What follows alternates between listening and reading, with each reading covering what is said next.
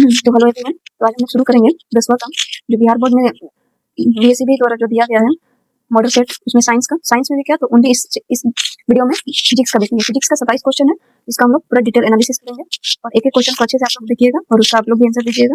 तो चलिए शुरू करते हैं पहला क्वेश्चन, और इसका केमिस्ट्री और बायोलॉजिकल आएगा पार्ट, तो आप लोग उसको भी आगे देखिएगा। अभी हम लोग इसमें ओनली फिजिक्स का देखते हैं। तो पहला क्वेश्चन है कि समतल दर्पण की फोकस दूरी होती है। तो पहले समतल दर्पण जानते हैं कि होता क्या है, तब आगे फोकस दूरी क्या होता है ये भी बताएंगे। जैसे दर्पण हुआ, दर्पण भी प्रकार होता है। तो पहले दर्पण देख लेते हैं कितने प्रकार का होता है। तो दर्पण ऐसे नॉर्मली अवतल दर्पण एंड उत्तल दर्पण होता है। तो एक समतल दर्पण भी होता है, लेकिन मेनली दो ही प्रकार का दर्पण होता है, उत्तल दर्पण और अवतल दर्पण। समतल दर्पण में भी आता है। तो जिसका अवतल और उत्तल का दर्पण का हम देख लेते हैं। जिसका बाहरी साइड रस्तित किया हो, रस्तित मतलब पेंट होता है, और जिसका भीतरी साइड होता है रस्तित उसे उत्तल, और जिसका बाहरी साइड होता है उसे अवतल कहते हैं। तो फोकस यही होता है, ये फोकस इसमें ये सब क्या है, फोकस है। तो दर्पण पूछा है कि समतल दर्पण की फोकस दूरी क्या होती है। तो समतल दर्पन की बस समतल में होता है कि बस एक प्लेन कोई लिया है और इसका कोई भी एक पार्ट ये पेंट कर दिया, तो समतल दर्पण हो गया। जैसे यहाँ से प्रकाश आया और टकरा के दूसरी साइड में निकल गया, तो ये हो गया कि समतल दर्पण से हो गया। तो इसकी फोकस दूरी अनंत होती है, कहीं भी रखिए कोई फिक्स नहीं होता है। तो इसको हम बोल देंगे समतल दर्पण की फोकस दूरी क्या होती है, तो अनंत होती है। तो आगे इसके बारे में जानते हैं कि क्या होता है अवतल दर्पण, उत्तल दर्पण। तो होता क्या है कि जैसे हम कोई एक गोला लिए और इसको क्या किया कि दो भाग से हम लोग दो भागों से ऐसे काट दिए, मतलब यहाँ से एक भाग हो गया और एक यहाँ से हो गया। तो इधर वाला जो भाग है, इधर वाला एक दर्पण बन जाता है, और एक इधर वाला जो भाग है वो दूसरा दर्पण हो जाता है। तो अगर हम इसके अंदर वाला पार्ट को जब हम पेंट करते हैं तो ये बन जाता है उत्तल, और इसके बाहर वाला जो भाग को हम पेंट करते हैं तो बन जाता है ये अवतल। और यहीं से एक लाइन हम लेते हैं, एक लाइन जिसको हम बोलते हैं मुख्य अक्ष। क्या बोलते हैं, तो मुख्य अक्ष बोलते हैं। और ये जो है यहीं से ये दोनों चीज ये डिवाइड हो जाता है। कौन बोला, तो ये यहाँ से ये काट देंगे, काट के हम लोग निकाल देते हैं। तो ये एक यहाँ से एक दर्पण हो गया और एक यहाँ से दर्पण हो गया। तो इसको इधर साइड वाला, लेकिन ये मुख्य अक्ष तो एक ही है। जैसे इसमें बनाया गया है कि इधर वाला साइड से कोई टकराया और ये हुआ, जैसे इधर से टकराएगा, क्योंकि ये इसका वो है बाहरी भाग नहीं पेंट है, अंदर का भाग पेंट है, मतलब उत्तल दर्पण नहीं आता है। इसमें क्या है, इसमें इधर साइड वाला कोई लेंगे, इसलिए इधर साइड हम लोग कोई फोकस इसका रहता है और इधर साइड इसका फोकस होता है। जैसा कि इसमें दिया है कि इसमें ये फोकस है और इसमें ये फोकस है, क्योंकि अगर हम ये बनाएंगे ये वाला इधर आ जाएगा इधर साइड में, तो ये लाइन तो एक ही है, बस ये हो गया। तो यहाँ से वक्रता केंद्र होता है सी, वक्रता केंद्र, इसके बाद वाला उतना ही दूरी पर फोकस होता है और उतना ही दूरी पर ये पी होता है, मुख्य बिंदु बोलते हैं इसको। ये पूरे लाइन को मुख्य अक्ष बोलते हैं, ठीक है। तो इसीलिए ये एफ और ये वाला एफ वो एक ही साइड, मतलब एक गोले से ही निकाला गया है। तो दोनों का कभी ऐसा नहीं कि उत्तल दर्पण में हम इधर लिख देंगे या अवतल दर्पण में हम इधर रख देंगे, ये गलत हो जाएगा। तो हम लोग ऐसे नहीं लिखते हैं। तो चलिए देखते हैं इसका पूरा आएगा क्वेश्चन, तो हम लोग उसमें पूरा डिटेल बताएंगे, समझेंगे। लेकिन अभी तक ये जानिए कि फोकस को हम लोग इधर क्यों रखते हैं, इधर इसमें क्यों रखते हैं, ये इधर साइड में क्यों नहीं होता है दोनों का, ठीक है। तो आगे बढ़ते हैं। उत्तल अवतल समझ आ गया। अगर कोई भाषा पूछेगा कि उत्तल दर्पण का परिभाषा क्या होता है, तो उत्तल दर्पण में बताएंगे कि वैसा दर्पण जिसका बाहरी जो भाग होता है वो जो बाहरी भाग परिवर्तन करता है और अंदर भाग का पेंट किया हुआ रहता है, उसे उत्तल बोलते हैं। अवतल में बोलेंगे कि जिसका बाहरी भाग तो पेंट होता है लेकिन आंतरिक भाग प्रवर्तक होता है, तो उसे हम अवतल दर्पण बोलते हैं। तो इसका क्वेश्चन का आंसर हो गया अनंत। अगला क्वेश्चन देखते हैं कि दिया है कि वास्तविक प्रतिबिंब दर्पण के किस ओर बनता है। तो वास्तविक क्या होता है, काल्पनिक। प्रतिबिंब दो प्रकार के होते हैं। प्रतिबिंब होता है, एक वास्तविक होता है और एक होता है काल्पनिक। तो वास्तविक इसको बोलते हैं रियल, इसको बोलते हैं इमेजिनरी। इमेजिनरी हो गया। तो रियल मतलब होता है कि जो रियल में हमको दिख रहा है बन के। काल्पनिक होता है कि हमको लगता है कि वो बन रहा है लेकिन वो बनता नहीं है, बस हमको प्रतीक होता है कैसा बनता है। तो वास्तविक प्रतिबिंब जो हमेशा दर्पण के सामने से बनता है, जैसे कि ये कोई दर्पण लिए और यहाँ से कोई जैसे कोई वस्तु यहाँ पे रखे हैं, कहीं भी रख सकते हैं, यहाँ पे रखे और ये पहले फोकस से जाएगा फिर इससे होकर जाता है वक्रता के हिस्से, तो ये प्रतिबिंब बना। यहाँ पे हम वस्तु रखे, यहाँ पे प्रतिबिंब बना, तो इसको वास्तविक बोलते हैं। ये बाहर से पीछे साइड में कहीं पर प्रतिबिंब बनता है तो इसको काल्पनिक बोलते हैं। तो ये जब भी वास्तविक प्रतिबिंब होता है वो हमेशा दर्पण के सामने ही बनेगा। जैसे ये दर्पण हुआ इधर ही साइड बनेगा, अगर ये पीछे बनता है तो इसको हम बोल देंगे कि काल्पनिक है। तो दर्पण के क्या पीछे बनता है, वास्तविक नहीं बनता है, दर्पण के हमेशा आगे बनता है। तो ऑप्शन नंबर बी हो गया। तो वास्तविक और काल्पनिक अगर आएगा डिफरेंस लिखने में कि वास्तविक प्रतिबिंब किसको बोलते हैं, काल्पनिक बोलते हैं किसको, तो वास्तविक में बताएंगे कि वैसा प्रतिबिंब जो दर्पण के सामने बनता है, काल्पनिक वैसा होता है जो दर्पण के पीछे बनता है, और वास्तविक में हमेशा उल्टा बनता है। जैसे देखिए यहाँ पे हम वस्तु को रखे हैं और वस्तु नीचे की ओर बना, ये ऊपर की ओर है, नीचे की ओर बन रहा है, तो इसको हम बोलेंगे कि ये उल्टा बनता है। जो भी वस्तु बनेगा उल्टा। काल्पनिक वैसा नहीं होता, अगर वस्तु यहाँ पर रखे तो वस्तु का दूसरे पीछे बनेगा तो ये उसी के जैसा ही बनेगा, मतलब इधर वस्तु रखे इधर बना तो पीछे बन रहा लेकिन ये सीधा बनता है। तो हमेशा ये डिफरेंस रहता है कि वास्तविक प्रतिबिंब हमेशा उल्टा बनता है, काल्पनिक प्रतिबिंब हमेशा सीधा बनता है, ठीक है। अगर कभी डिफिनेशन आया इन दोनों का अंतर लिखने का, या डिफिनेशन पूछेगा वास्तविक प्रतिबिंब काल्पनिक प्रतिबिंब क्या है, तो उसका तो अलग होता है, तो इसमें डिफरेंस लिखा जाएगा। वास्तविक और काल्पनिक का उल्टा बनता है, ये सीधा बनता है, ये दर्पण के सामने बनता है, ये दर्पण के बनता है, ठीक है। आगे चलते हैं लोग।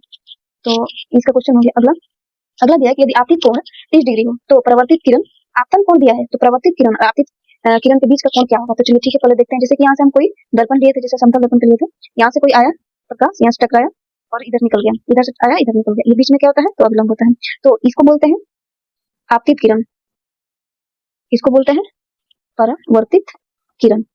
और जो बीच का एंगल है ये आई होता है, ये आर होता है, जिसको इसको बोलते हैं आपतन कोण, इसको बोलते हैं परावर्तन कोण। तो अब देखते हैं, जैसे कि अगर कभी क्वेश्चन में ये आया कि आपतन कोण किसे कहते हैं, तो ये बता देंगे कि आपतित किरण और अभिलंब, ये होता है अभिलंब।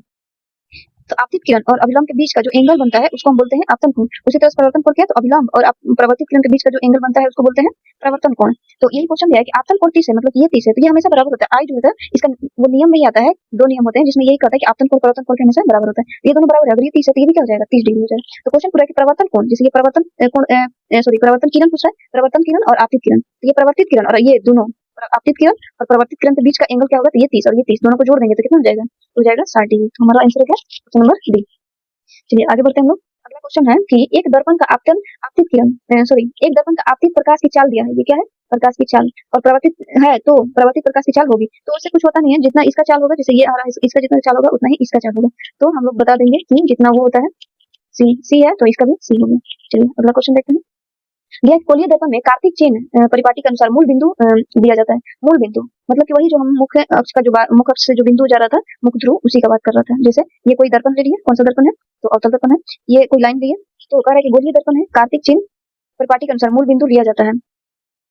तो मूल बिंदु हम कहाँ लेते हैं, इसका यहाँ पे लेते हैं, मतलब ये मुख्य अक्ष जो होता है तो इसको बोल देंगे मुख्य ध्रुव बोलते हैं इसको। तो कहाँ ले रहे हैं, तो गोलीय दर्पण के कार्तिक चिन्ह परिपाटी का मूल बिंदु लिया जाता है। तो क्या हो जाएगा, ये ध्रुव पर हो जाएगा, ध्रुव कर लेते हैं मूल बिंदु। चलिए अगला क्वेश्चन। जब प्रकाश सघन से विरल माध्यम में जाता है तो उसकी गति क्या होती है। तो चलिए पहले देख लेते हैं कि प्रकाश सघन से विरल में कैसे जाती है। जैसे ये कोई एक ये सघन, ये विरल हो गया, पहले क्या सघन से जाती है ना, तो पहले सघन हो गया, सघन ये हो गया और ये विरल हो गया। जैसे कांच अगर हुआ तो सघन हो जाएगा और हवा है तो विरल।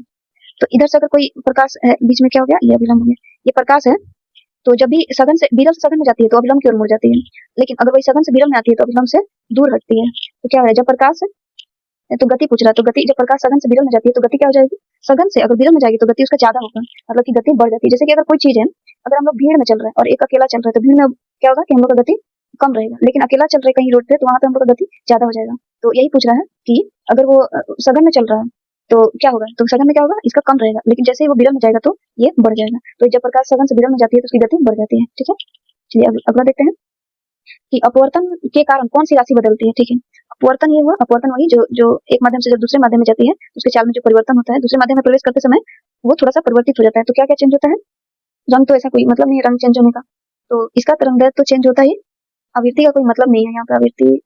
आवृत्ति क्या है, आवृत्ति फ्रीक्वेंसी। जब जब अपवर्तन के कारण कौन सी राशि चेंज होती है तो तरंग तो चेंज होता ही है और साथ में इसकी आवृत्ति भी होती है। तो ये दोनों हो जाएगा आंसर, मतलब कि साथ का डी हो जाएगा। चलिए आगे बढ़ते हैं। यह कि 50 सेंटीमीटर फोकस दूरी वाले लेंस की शक्ति क्या होगी। तो शक्ति मतलब हो जाएगा पी का मान पूछ रहा है, तो पी बराबर होता है 1/f, और एफ का मान क्या दिया है, प्लस माइनस कोई नहीं है तो इससे कोई मतलब नहीं है, तो एफ का मान है 50, तो रख देंगे 1/50 सेंटीमीटर। और हमेशा जो होता है सेंटीमीटर को डी में चेंज करने के लिए हम लोग क्या करते हैं, इसको भाग लगा देंगे तो कितना हो जाएगा, मीटर इनवर्स होता है इसका। जैसे अगर डी को लिखते हैं तो डी बराबर होता है मीटर इनवर्स, तो पहले हम लोग सेंटीमीटर को मीटर में चेंज करेंगे, तो इसको कटाएंगे और 100 लिखेंगे आई मीटर में चेंज हो जाएगा, तो 50 दूने 100 हो जाएगा, तो मीटर। ऑप्शन नंबर डी हो जाएगा। तैलीय कागज होता है, जैसे कागज है ठीक, तो कागज पे तेल वेल गिर जाता है, तो पूछ रहे कि कैसा होता है, तो पारदर्शक उसको बोलते हैं जो पूरी तरह से आर पार, जैसे कि कांच हो गया इसको बोलते हैं पूरी तरह से आर पार दिखता है, पानी हो गया ये हो गया पारदर्शक। और पारदर्शक का मतलब होता है कि जो दिखे ही ना, जैसे कि हम लोग लकड़ी हो गया, ईंट हो गया, ये सब ऐसी चीजें जो दिखता ही नहीं है उसे देखने पर।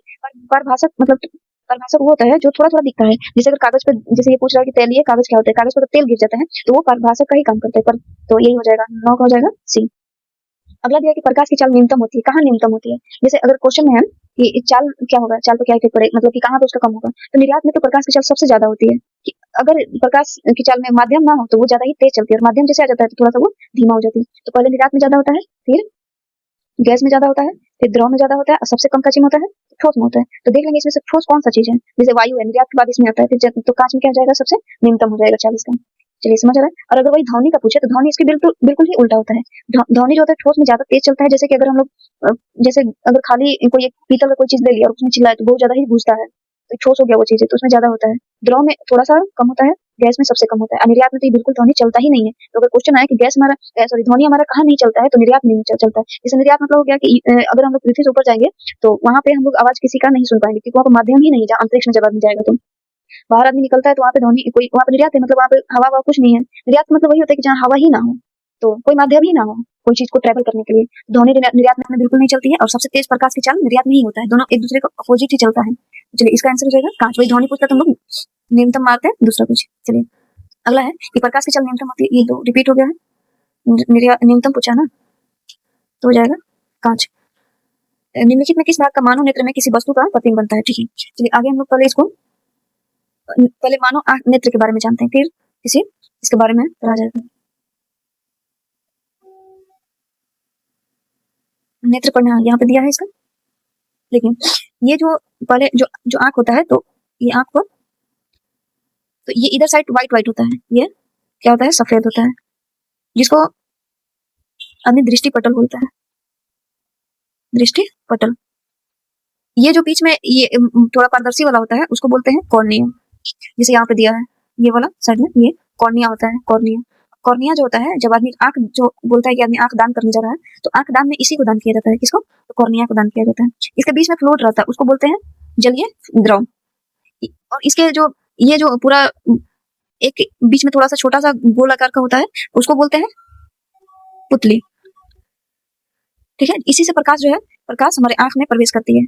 प्रकाश आंख में प्रवेश करती है। क्वेश्चन यही आएगा कि हमारा प्रकाश जो आंख में किससे प्रवेश करती है, तो पुतली से बोलते हैं। यही जब अगर आदमी जब जाता है अंधेरा कमरा में, ये जब पूरा फैलने लगता है, मतलब जब अंधेरा कमरा में जाएगा फूल, तो पुतली फैलता मतलब कि वो बड़ा होता है, और वहां का जो कम प्रकाश ज्यादा है आंख में, और वो वहां का देखकर बताता है कि हाँ कोई वस्तु है कि नहीं। वही जैसे हम लोग आते हैं धूप में, तो वहां पे क्या होता है, ये सिकुड़ना चालू कर देता है, और सिकुड़ करके क्या करता है कि वहां पे इसलिए सिकुड़ता है कि जो प्रकाश है हमारे आंख में कम जाए, और नहीं तो आंख हमारा वो थोड़ा सा दुखने जैसा लगता है। तो वो सिकुड़ता है, जिसके कारण वो प्रकाश कम जाता है, और वो फैलता है मतलब प्रकाश ज्यादा जाता है तो अंधेरा में देख पाता है, और सिकुड़ता है मतलब बाहर वाला चीज जब धूप में जाता है तो वहां भी देख पाता है। तो ये पुतली काम करती है, जिसे पीपुल बोलते हैं। आइरिस, एक आइरिस होता है, जैसे कि ये दिया है, इस पे क्या करता है, आइरिस हमारा कलर डिसाइड करता है कि हमारे आंखों का कलर क्या होगा। जैसे किसी का काला होता है, किसी का भूरा होता है, तो ये सब कलर कौन डिसाइड करता है, तो आइरिस ही डिसाइड करता है उस समय कि उस आंख में कौन सा कलर, उस आंख का क्या कलर है, भूरा है कि काला है। तो कोई अगर क्वेश्चन पूछेगा कलर कैसे डिसाइड होता है, तो आइरिस के कारण डिसाइड होता है। एक सिलियरी मांसपेशिया होती है जो हमारा दूर की वस्तु को भी जल्दी से दिखने में जैसे ये ऐसे लगा होता है, मांसपेशी टाइप का होता है, जिसे सिलियरी मांसपेशिया कहते हैं। ये क्या करता है कि फोकस जो हमारा होता है, कभी हम लोग नजदीक देखते हैं फिर दूर देखते हैं, तो वो जल्दी से वो अपना बना देता है रेटिना को। ये इसी का काम करता है कि फोकस को क्या करना, वो करना, मेंटेन, वो रखना कि दूर का भी जल्दी से दिख जाए और नजदीक का भी दिख जाए। तो सिलियरी मांसपेशिया ही काम करता है वो। बीच में क्या होता है, नेत्र लेंस होता है, जो कि कौन सा लेंस होता है हम लोग में, तो उत्तल लेंस होता है। क्वेश्चन कभी पूछ सकता है कि हमारे मानव नेत्र में कौन सा लेंस होता है, तो हम लोग बताएंगे कि उत्तल लेंस होता है। ठीक है, तो ये क्या करता है कि ये किसी वस्तु का फोकस उसके रेटिना पर बनाता है, जिसके कारण हमारा कोई वस्तु दिखता है। और वस्तु जब रेटिना पर बनता है तो इस पे कौन सा प्रतिबिंब कैसे बनता है, तो बनता है वास्तविक और उल्टा बनता है। मतलब कि कोई भी जितनी भी वस्तु है हमारे आंख में जब बनता है तो उल्टा बनता है। जैसे कि कोई पेड़ इस तरह से दिख रहा है हम लोग को, मतलब हमारे इसको रेटिना पे ऐसे उल्टा बनता है, तो फिर सीधा कौन बनाता है, तो ये जब इसका फोटो खींच करके हमारे दिमाग को भेजता है, वो दिमाग जो है इसको सीधा करके हमको बताता है कि ये पेड़ इस तरह से है, ये होता है। तो कभी क्वेश्चन आए कि रेटिना पर जो प्रतिबिंब बनता है, हमारे आंख जो प्रतिबिंब बनाता है वो कैसा बनता है, तो बताएंगे वास्तविक और उल्टा। कौन बनाता है, तो रेटिना बनाता है। इसको ये दृष्टि पटल नहीं हो, रेटिना को हिंदी में दृष्टि पटल कहते हैं। इसको बोलते हैं, इसको कुछ और बोलते हैं। यहाँ जो सफेद भाग होता है वो कुछ और होता है, दृष्टि पटल नहीं होता। चलिए आगे देखते हैं। निम्नलिखित में किस क्वेश्चन जो था इतना तो समझ आया कि क्या क्या क्या करता है, इसमें कौन सा लेंस होता है, तो उत्तल लेंस होता है। कॉर्निया क्या करता है, फिर आइरिस क्या करता है, ये सारी चीजें पता होनी चाहिए। पुपिल क्या करता है, पुपिल मतलब पुतली होता है जो कि प्रकाश कंट्रोल करता है। आइरिस की तरह हमारा कलर होता है। हाँ, एक और चीज बता देते हैं, जैसे हमारे एक कोन होता है और एक रोड होता है, कोन और रोड। ये क्या करता है कि हमारे आंख का जैसे बाहर में भी तो कलर होता है ना, तो किसी जैसे हम लोग हर जितना भी कलर होता है उसको हम देख पाते हैं, हरा नीला ब्लू जितना भी कलर है, तो जिसके अंदर ये कोन ना हो तो वो कलर ही ना देख पाएगा। जैसे जो उल्लू होता है उसके अंदर ये कोन नहीं होता है, जिसके कारण वो दिन में देख नहीं पाता। उसके अंदर ओनली रोड होती है, कोन नहीं होता है, ओनली रोड होता है, रात में देखने। रोड जिसमें रहेगा वो मतलब ओनली रात में देख सकता है। जैसे अगर किसी को बोलता है कि रतौंधी हो गया, रतौंधी का मतलब ये होता है कि उसका रोड जो है वो खराब हो गया है, रात में नहीं दिखता है। ये रोड जो होता है मुर्गा में नहीं होता है। जैसे रात होता है उसको रोड मतलब रात में दिखना बंद हो जाता है, वो जहां भी रहेगा वहीं पे बैठ जाता है, और फिर सुबह में जैसे होगा उसको ये कोन के कारण जैसे प्रकाश जाता है तो उसको दिखना चालू होता है और वो चिल्लाना चालू कर देता है, जैसे जो भी है उसका आवाज कुकरू को बोलता है। तो वो इसलिए नहीं बोलता है कि सुबह हो गया, वो इसलिए बोलता है कि उसको दिखना चालू हो गया। तो वो कोन के कारण ही दिखता है, और रोड के कारण किसको नहीं दिखता है, तो जिसको रतौंधी हो जाता है। तो उल्लू में रोड होता है और मुर्गा में कोन होता है, ठीक है। ये दोनों चीज, ये कलर डिसाइड करता है, ये क्या डिसाइड करेगा, मतलब कि कलर बाहर वाला दिखता है। कलर हमारे आंखों का कलर डिसाइड करने के लिए ये है, आइरिस है, लेकिन बाहर में कोई कलर क्या है, कैसा है, उसको कौन बताता है कि हाँ ये इस कलर का है। अगर ये हमारे में भी नहीं रहे तो हम लोग नहीं बता पाएंगे कि कौन सा क्या कलर होता है, और रोड ना रहे तो रात में दिखना बंद हो जाएगा। चलिए, तो क्वेश्चन क्या था, निम्नलिखित में किस भाग पर मानव नेत्र में किसी वस्तु का प्रतिबिंब बनता है। तो किस भाग में बनता है, तो बताएंगे हम लोग रेटिना में बनता है। रेटिना को दृष्टिपटल बोलते हैं, इसको ये सफेद भाग वाला को कुछ दूसरा बोलते हैं, दिमाग में नहीं आ रहा, थोड़ा सा देख लेंगे। चलिए अगला क्वेश्चन हम लोग देखते हैं कि नेत्र का पारदर्शी भाग को क्या बोलते हैं। तो पारदर्शी जो भाग होता है उसे क्या बोलते हैं, इसे कर्निया बोलते हैं, जो हमारा आंख से दिखने वाला जो भाग है, जैसे यहाँ पे था ये वाला जो भाग होता है पारदर्शी होता है। पारदर्शी मतलब होता है कि आर पार जो दिख जाए, तो उसको बोलते हैं कॉर्निया। चलिए अगला, यहाँ पे दिया बाइफोकल लेंस द्वारा कौन सा दोष सुधारा जाता है। तो बाइफोकल, पहले लेंस के बारे में जानते हैं कि हाँ कौन कौन ये बाइफोकल लेंस है, क्या पहले ये बताते हैं। चलिए देखिए, जो हमारा आंख में दोष होता है, दोष की कौन कौन से दोष होते हैं, 3 तरह के दोष पाए जाते हैं। 3 तरह से नहीं, और भी बहुत सारा दोष होता है, लेकिन मेनली हम लोग 3 तरह का भी पढ़ेंगे। 10वां में दिया है 3 तरह का, तो हम लोग देखेंगे। एक निकट दृष्टि दोष होता है, निकट दृष्टि दोष। एक होता है दूर दृष्टि दोष, एक होता है जरा दूरदर्शिता, जरा दूरदर्शिता। देखिए निकट में क्या होता है ना, जो नाम है उसके उल्टा हम लोग को नहीं दिखता। जैसे कि निकट का होता है, निकट का ही दिखता है, लेकिन दूर का नहीं दिखता है। परिभाषा आएगा कि निकट दृष्टि दोष किसे बोलते हैं, तो बोलेंगे कि वैसा दोष जो निकट का दिखता है, दूर का नहीं दिखता है, उसको निकट दृष्टि दोष। दूर दृष्टि दोष में भी वैसे ही दूर का दिखेगा और निकट को नहीं दिखेगा। जरा दूरदर्शिता में दोनों खराब होता है, निकट भी खराब और दूर भी खराब, ठीक है।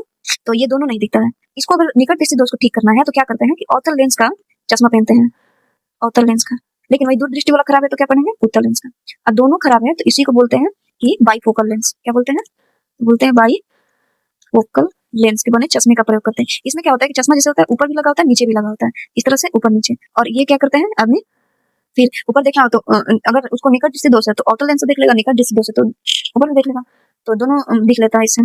चलिए, निकट दृष्टि दोष जो होता है चश्मा में, जैसे कि निकट का दिखना है तो दूर का नहीं दिखना है, तो मतलब जिसको ऐसा चश्मा मतलब ऊपर वाला ये बैंड रहता है तो सोच समझिए कि उसको निकट दृष्टि दोष है। मतलब निकट को क्या, निकट को तो दिख रहा है, दूर का देखने के लिए, आगे करने के लिए इसे देखता है, और निकट को देखने के लिए ये वाला दूर दृष्टि दोष देखने के लिए नीचे वाला लगाता है। अधिकांशतः जो स्टूडेंट होते हैं उनको यही दोष होता है। कौन सा दोष, दूर दृष्टि दोष। मतलब उनको क्या होता है कि निकट कहीं नहीं, दूर का तो दिखता है, निकट जिसे पढ़ते पढ़ते उनका थोड़ा ये हो जाता है, तो वो निकट के देखने के लिए चश्मा का यूज करते हैं।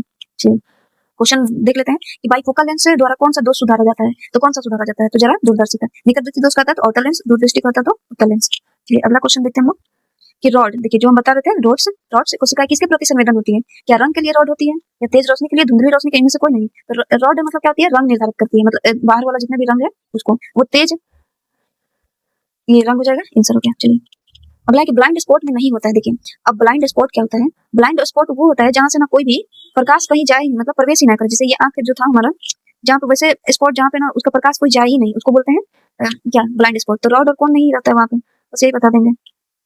आगे है कि विद्युत फ्यूज, विद्युत धारा के किस प्रभाव के कारण कार्य करता है। तो फ्यूज क्या होता है, जैसे कि फ्यूज चीनी मिट्टी का एक जो ये बना रहता है, घरों में आप लोग ने देखा होगा कि ये ऐसे चीनी मिट्टी का रहता है और इसके अंदर एक लगाने वाला इस तरह का जो होता है एलिमेंट होता है इस तरह से, और इसके अंदर लगा रहता है। तो वो किस पे काम करता है, जैसे अगर कोई, जैसे यहाँ सर्किट बना है और ये लगा दिया उसमें हम, अगर ज्यादा प्रवाह करता है विद्युत धारा मतलब करंट, तो ये इसको मेल्ट कर देगा और आगे जो करंट है उसको जाने से रोक देता है। तो क्या करेगा, चुंबक का कोई मतलब है, रसायन कोई मतलब है, ये उष्मा प्रवाहित ज्यादा इससे करंट होकर जाएगा तो उष्मा के कारण ये क्या कर जाएगा, वो मेल्ट हो जाएगा। तो ऑप्शन नंबर डी हो गया। और जो विद्युत फ्यूज होता है ये क्या चीज का बना होता है, तो शीशा और टीन का, एसएन प्लस टीवी का बना होता है, ठीक है। चलिए अगला क्वेश्चन देखते हैं, निम्नलिखित में कौन सा मात्रक वाट के बराबर है। तो अब देखिए वाट बराबर क्या होता है, पहले वाट होता क्या है वो जानते हैं। वाट, तो वाट एक तरह से वर्क का यूनिट होता है, वर्क नहीं होता है, वर्क का जूल होता है। ये होता है पावर का, क्या होता है, पावर का इकाई होता है। तो पी बराबर क्या होता है, डब्ल्यू बाई टी होता है। तो डब्ल्यू क्या होता है, डब्ल्यू वर्क है, तो वर्क कैसे मात्रक क्या होता है, तो जूल होता है, और टी का सेकंड होता है। तो देखते हैं जूल पर सेकंड। यहीं पे एक और क्वेश्चन पूछता है कि जैसे एक पूछता है कि कितने किलो, 1 किलोवाट एक घंटा में कितना जूल पर सेकंड होता है, ऐसे क्वेश्चन पूछता है, ठीक है। इसको निकालना बहुत आसान है। जैसे कि 1 किलोवाट, किलो मतलब क्या हुआ 1000, ठीक है। वाट का मतलब क्या हुआ, वाट मतलब वाट ही रख देते हैं, और ये आवर मतलब इसको सेकंड में चेंज करेंगे तो आवर मतलब क्या हो जाएगा, जूल पर सेकंड नहीं होता है, ये जूल का ही होता है, जूल इंटू सेकंड होता है।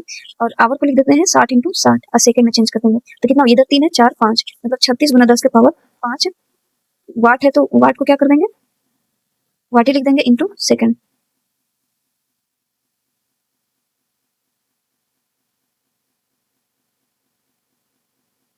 तो इसको लिख देते हैं 3 इंटू 6 गुना 10 के पावर, ये इधर आ जाता है तो 6 हो जाता है, तो हम लोग लिख देते हैं कि ये जूल में ही जाएगा।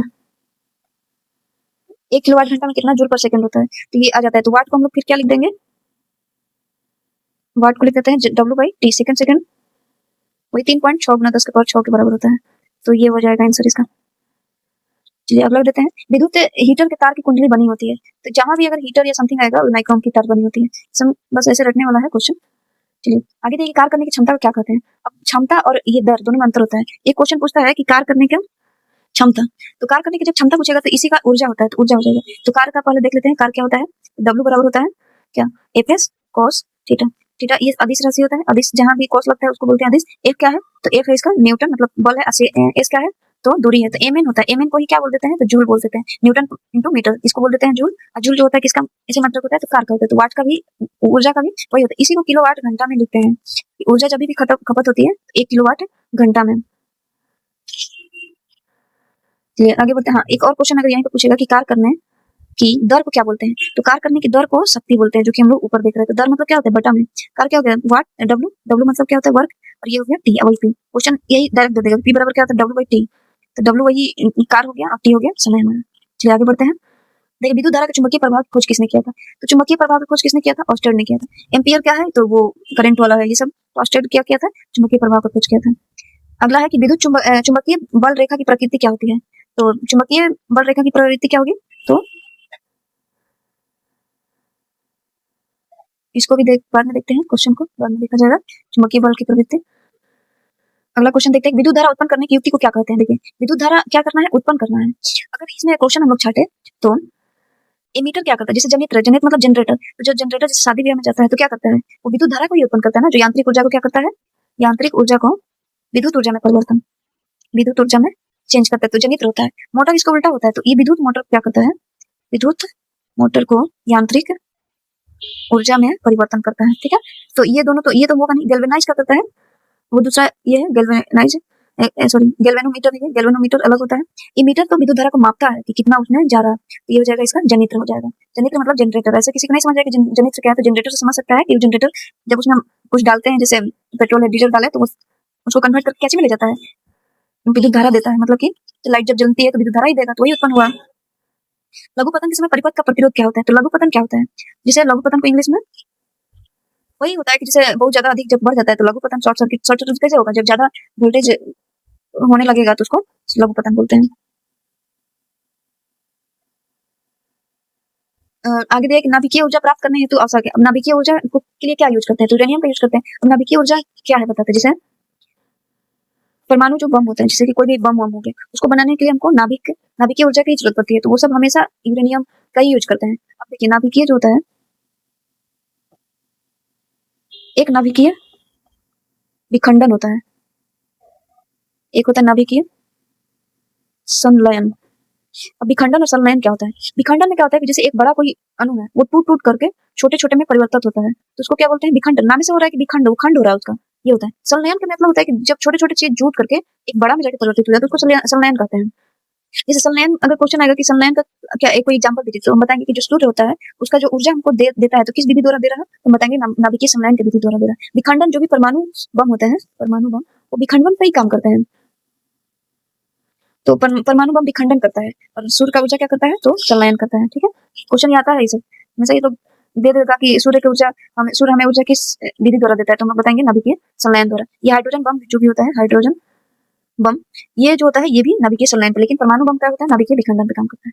चलिए अगला क्वेश्चन देखते हैं कि प्रकृति में पृथ्वी पर ऊर्जा का स्रोत है, तो सबको पता है कि पृथ्वी पर ऊर्जा का क्या स्रोत है, तो सूर्य न रहेगा तो पृथ्वी का कोई अस्तित्व नहीं है। ठंडा के दिन में अगर सूर्य नहीं दिखता है तो पूरे नॉर्मल ठंडा पूरी तरह से हट जाएगा, तो बर्फ से ढक जाएगा और कोई वो यूज ना होगा पृथ्वी का।